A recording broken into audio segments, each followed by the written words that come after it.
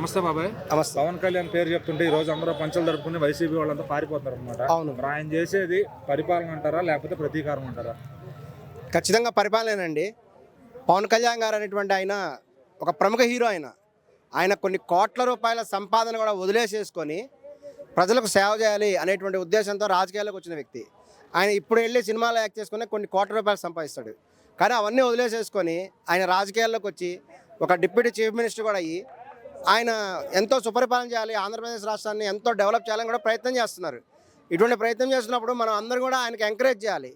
కానీ కొన్ని political parties ఆయన కింద లాగాలనే ప్రయత్నం కూడా చేయడం అనేది కరెక్ట్ కాదు. దీన్ని తీవ్రంగా కూడా ఖండిస్తున్నాం. అయితే మరి 6-7 నెలలు అవుతుంది ఆయన వచ్చి. అవును. ఏం గమనించారు ఆయన పరిపాలనలో కానీ? అంటే ఆయన పదవిలోకి వచ్చిన తర్వాత ఎలాంటి పనులు చేశారు? ఖచ్చితంగా ఆయన అవినీతి నిర్మూలన కోసం చాలా ప్రయత్నాలు చేస్తున్నారండి. ఆయన స్టార్టింగ్లో లోకేష్ గారు రాసినటువంటి రెడ్ బుక్ అనే ద్వారా కూడా కొన్ని జరుగుతున్నటువంటి అనుమానం కూడా ప్రజల్లో ఉంది.